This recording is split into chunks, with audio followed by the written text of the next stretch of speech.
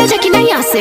सुना ना का हरी होलिया में भैया न बाटन हो, देवरिस कर वाला उद्घाटन हो।